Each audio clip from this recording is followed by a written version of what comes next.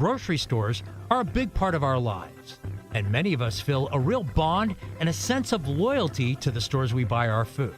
I know I do, and the merging of Mariano's parent company, Kroger, and Jewel Osco parent company, Albertsons, has raised a lot of concerns and questions. We got answers. I'm Andy Giersher, and this is GAINS.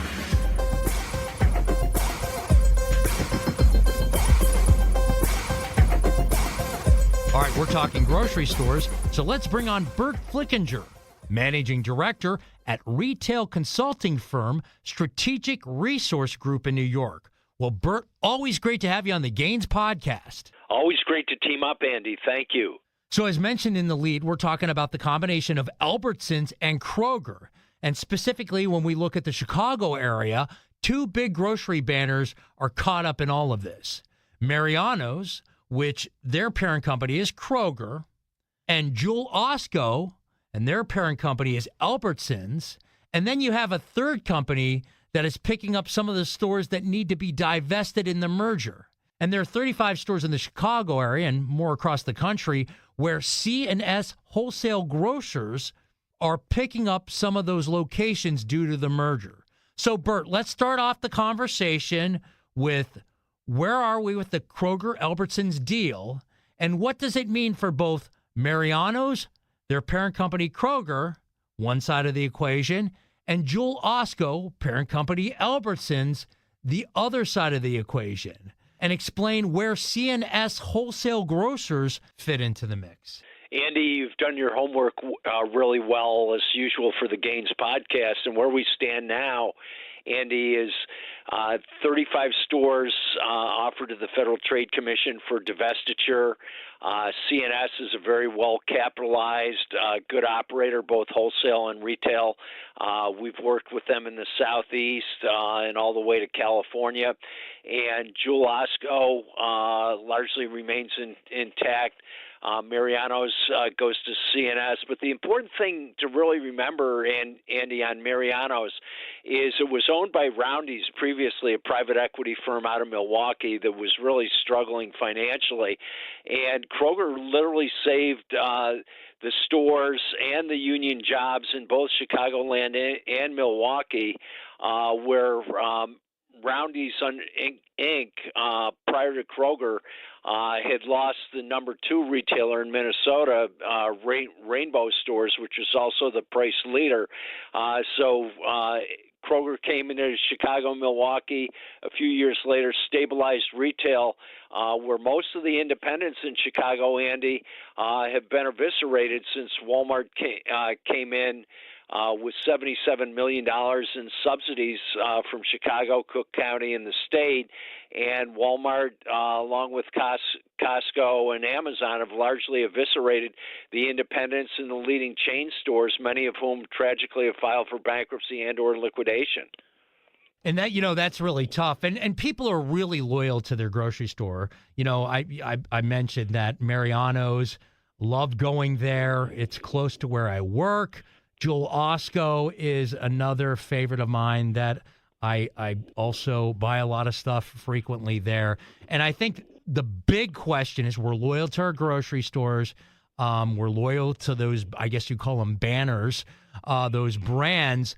You mentioned that there are 35 stores in Illinois, and C&S wholesale grocers are going to pick those up. So I guess the big question is those stores that C&S wholesale grocers pick up in the Chicago area, what are those going to look like? What can customers expect?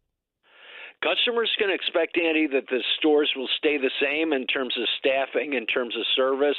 And C&S is also part of the largest independent buying cooperative in the country called Topco, headquartered in suburban Chicago. They buy along with Hy-Vee and Wegmans and a lot of prominent names. So they'll really help the independents with the buying power from Mariano's going into Topco, which is a co-op of family-owned and operated independents, co-op owned and operated stores. So For example, where central grocers in Chicagoland failed, certified grocers failed, CNS will really stabilize both the independent sector and bring buying efficiencies and lower prices to Mariano's as well. So it's a win for Chicago consumers, more competitive, better prices, and it's a win for workers, Andy, and where in the union members between the Teamsters, the bakers, and the retail clerks in Illinois in the last 22 years, the union members have lost over 50,000 jobs, Andy, in Illinois, and another 10,000 in Wisconsin. And before Kroger came into the Roundy's acquisition, the unions also lost close to 10,000 members in Minnesota. So with union workers, why is that important? You get better service, especially during COVID, more experienced, more enthusiastic, less turnover relative to Walmart and Target that can have 50 to 100% turnover, and with unionized jobs, living wages, but also you don't have the residents of Cook County, City of Chicago, and State of Illinois subsidizing Walmart, the wealthiest family in the world, that today, Andy, the Walton family will make $100 million in dividends just from the Walmart stock, and they'll make $100 million tomorrow and every day this year for the foreseeable future. With 65% of people in Illinois living paycheck to paycheck, don't need to subsidize Walmart in Illinois, Wisconsin, Chicago. Full disclosure, I'm a longtime Walmart shareholder, as with Amazon and Target, and Kroger and Albertsons, along with dozens of other retailers, and wish all companies the best, but don't like to see Chicagoans and people in the Great Lakes region and paying unnecessarily to Bezos, the wealthiest man in the world, or the Walton family, the wealthiest family in the world. And then these stores that are being divested and going to C&S wholesale grocers, what banner will they hold? Will they keep their same name? How does that look? That's to be determined, Andy, by the FTC in terms of what the banners would look like. I know from our work with the Food for Less independently owned and operated stores in California, those stores maintain that banner under CNS, and Kroger, which owns the corporate banner for Food for Less in California, maintain that. So two different operating models, both with the same banner name, to your point, so they could potentially coexist or consider a name change. Ideally, coexisting, in my professional views, ideal, but sometimes the regulators and the operators have different considerations, so that could change. You know, I think a big concern from consumers with this Kroger-Albertsons merger is that they always are concerned about this maybe leading to higher prices. What is your thoughts there? I mean, I've heard, some of the key concerns is, or big concerns is higher prices. This is going to harm consumers, store closing, maybe fewer jobs. Is that you're going to get the same level of customer service? Does this have, could this cause a less resilient supply chain? I'll let you kind of pick what you want to address there. And Andy, from your great points and knowledge, depth and range of knowledge in Chicagoland, which is really impressive, it's Mariano's. And let's go back to the Chicago history books of when Dominic DiMatteo Jr. And family sold Dominic's first to private equity, Ukaipa, and then later to Safeway, which was essentially a private equity play. And consumer concerns were well-founded in that Ukaipa and later Safeway combined closed stores, raised prices, cut variety, and for comparison, Andy, Kroger has 1,000 batting average of taking over successful retailers and making them more successful by lowering prices. Kroger for 23 years in a row has lowered prices by at least 250 million a year due to Kroger's best-in-the-industry efficiency, creates more jobs, while the labor unions operating in retail, Andy, have lost 300,000 jobs across America in the last 20 years. Kroger, by comparison, has added 110,000 jobs, so good for workers, good for consumers with more competition, good for prices, and good for the local vendors like Jay's Potato Chips, which got squeezed out to a certain degree by Safeway buying all at corporate in California, where Kroger keeps the local buying offices and gets the best of the deals, both regionally, locally, and nationally.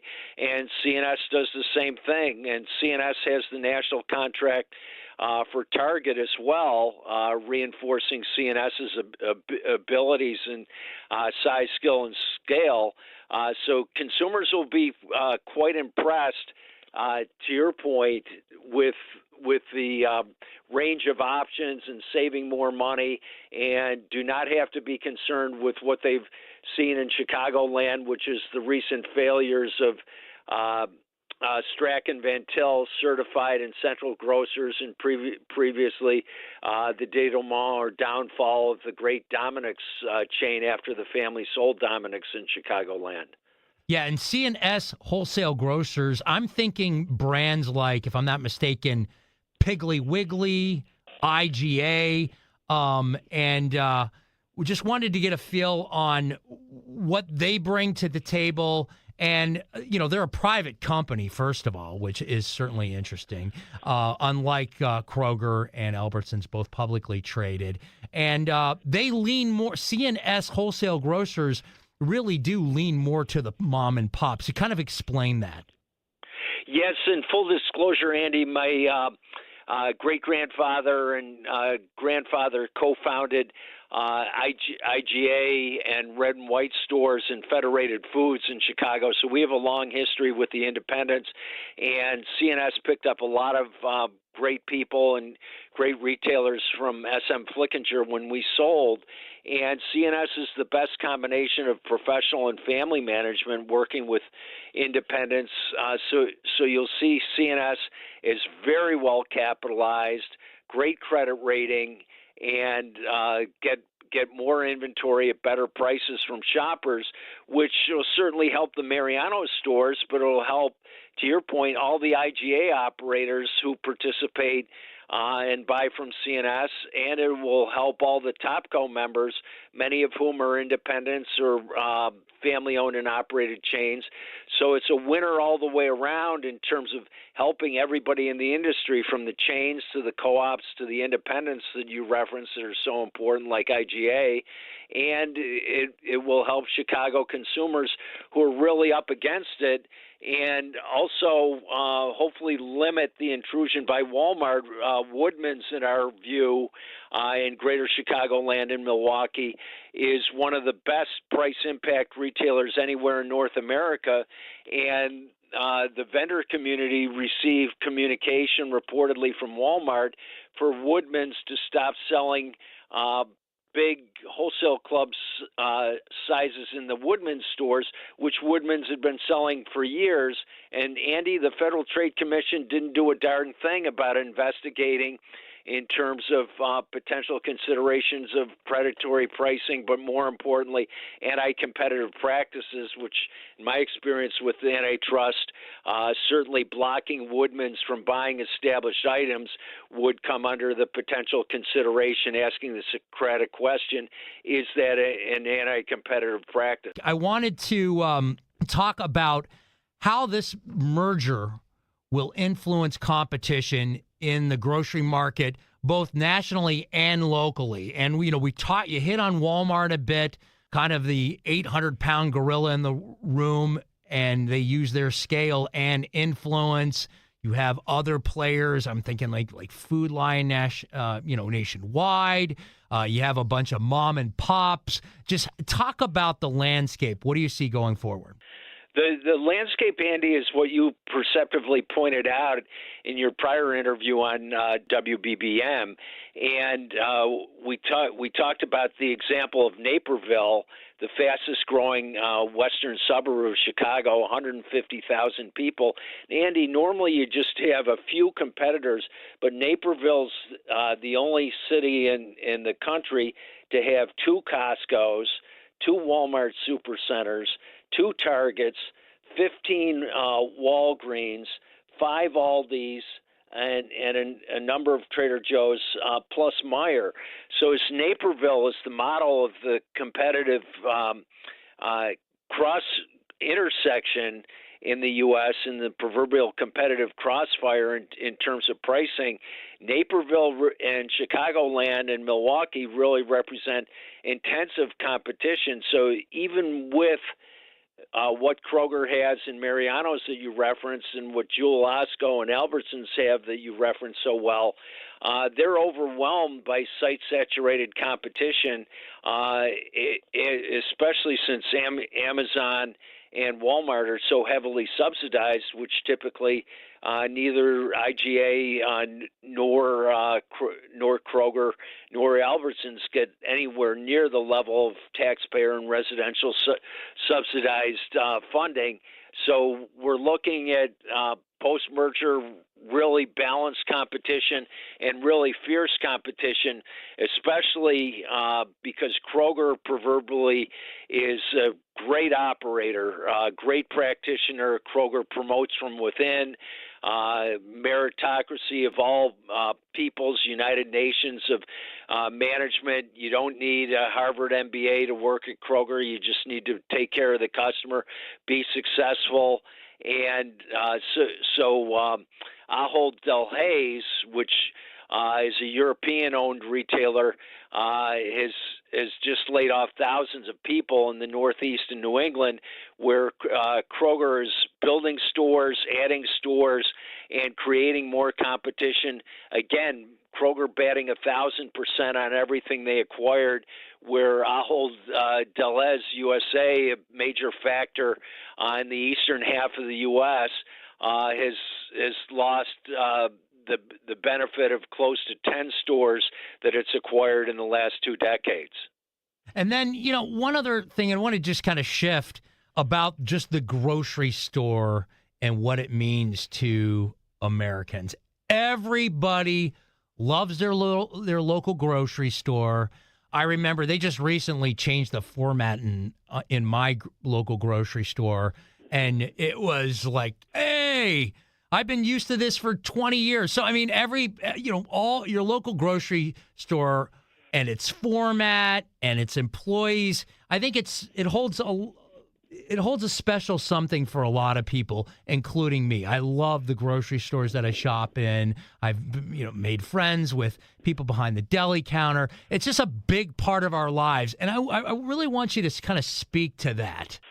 Hey, Andy, you're completely correct. It's a big part of our lives to know the person at the fresh seafood counter, deli, prepared food, for special entertainment, for graduations and various family and school and educational events.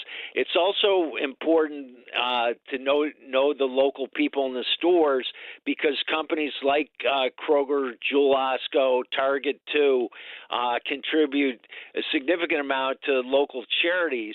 So you know the person, but the person in the stores helping local education, local sports, local health care, local practices. And before I got into food retail, I was in the music and entertainment business, spent a lot of time on Muddy Waters Boulevard and south side of Chicago, Teresa's, Peppers, and the leading rhythm and blues clubs, recruiting the best R&B bands to pass on the Weinstein brothers and come east with what we were doing in the 9-college consortium in the Hudson Valley. And the neighborhood stores were as important in my trips to the South Side frequently 30, 40 years ago as they are now.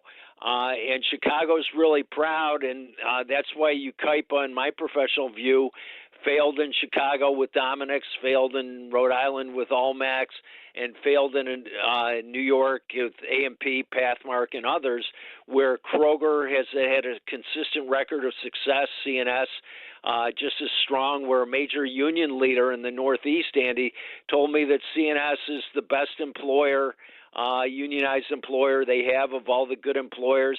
And CNS, to your point, keeps all the good local people and all the service departments to take care of the neighborhood consumers. So CNS, whether it's rural, whether it's urban, near urban, or suburban, has outstanding results at retail and wholesale, and is far better capitalized than any private equity companies could ever hope to be.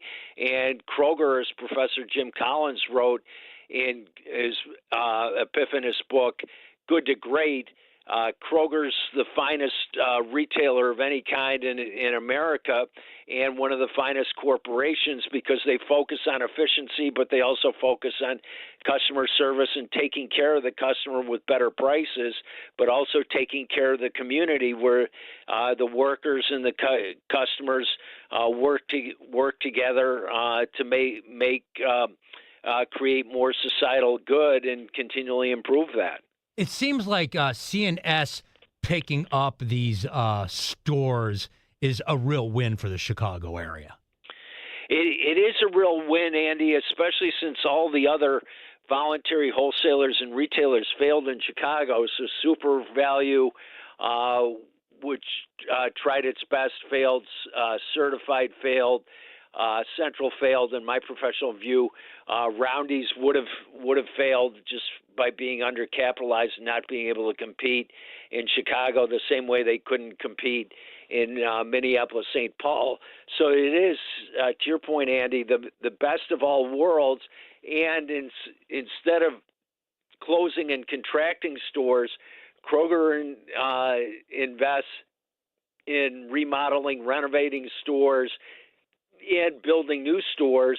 So it's not just Jeff and Tom Heinen coming into Bolingbrook and building a new store. You have independents like the Heinen brothers coming out of Cleveland to build new stores, but you also have CNS operating strong stores, Kroger operating strong stores, and both looking to expand wherever they can, especially since in the city limits of Chicago, Chicago's understored and still understored in that whole important Great Lakes region between Chicagoland and Minneapolis and Milwaukee as well.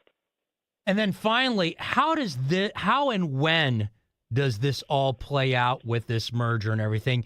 Kind of lay out the timeline here and what the future of the grocery business, and at least in the Chicago, looks like going forward. Andy, your discussion is particularly timely because Federal Trade Commission has a hearing later this month. Oregon has a separate antitrust hearing at the last week of August. But it's important for the governor, the U.S. senators, and the state AGs in Illinois and Wisconsin, as well as Arizona, as well as the FTC in Washington, to understand the full CNS and Kroger story on how it's a winner all the way around for consumers, workers, and competition, because Kroger is, and I work very closely, do a lot of pro bono work with the Teamsters and the UFCW, where I worked my way through school as a union member of both unions for over 7 consecutive years. And it's very important that the unions look at the full story, the governor, the state AG, the U.S. senators, and the FTC look at the full story, because Kroger's literally undefeated for close to 100 years in making acquisitions and making them better, where the private equity or Wall Street or financial community has failed more often than not. Of buying companies, and the private equity community too often is in our work with the unions, UFCW and the Teamsters and the Bakers. Private equities too often looted the pension plans of the major retailers and sold off the real estate, and has impaired and critically compromised the company. So to have a great operator, well capitalized like Kroger, expanding in Chicago like CNS, as opposed to the Dutch from Ahold Delhaize Stop and Shop closing stores in the Northeast as the biggest factor in the Northeast. It's a big win for Chicago, and I think from my work across America and worldwide, all the way to New Zealand and back, you don't have the Europeans operating with the same discipline and failing at Tesco, Auchan, Carrefour USA, and Ahold struggling now, where Kroger's had nonstop success by comparison, as has CNS. Yeah, we're talking about international. What comes to mind is Walgreens and Boots Alliance. Exactly. Talking about, maybe international not being able to manage the business here and other places quite as good. I feel like our conversation, though, has put a lot of these customer fears at ease. And so, Burt, as we wrap up the Gains podcast today, what's your final thoughts on our discussion in the Chicago area grocery business and this merger between these two big giants? Hey, Andy, when Chicagoland consumers are more cash and credit constrained than ever before, and a family of four with two young children and possibly a rescue pet is paying thousands of dollars more than they were in 2000 for gas, groceries, living expenses, transportation, the best place to save consistently every week, as you referenced so well, Andy, is the local grocery store. Kroger will take record-breaking price declines to make the consumer prices more competitive, raise the Chicagoland standard of living. CNS will do the same thing, both by itself and through its contributions to the Topco independent cooperative buying contract. So, summation, Andy, good for workers, good for consumers, especially good for competition, good for Chicago, and good for societal good. And the key thing, Andy, that I didn't cover, I'd be remiss, is Kroger and CNS are both outstanding in food safety, but they're also both outstanding in public safety. And where Walmart, by comparison, has been widely reported, has a lot less security. Both Kroger and Target invest in law enforcement and people with criminal justice degrees and hire ex-military and ex-police to have the safest stores in America. Target does the same thing too.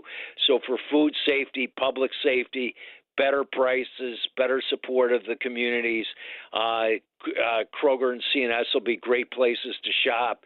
And in Naperville, to your point, where there are 15 Walgreens to 2 Walmarts to 2 Costco's to 2 Amazon Freshes, create competition that Chicagoland hasn't seen in literally 40 or 50 years. Is all 100% positive and 0% negative. And then one last thing. Also, it seems like a big win for actual workers, too.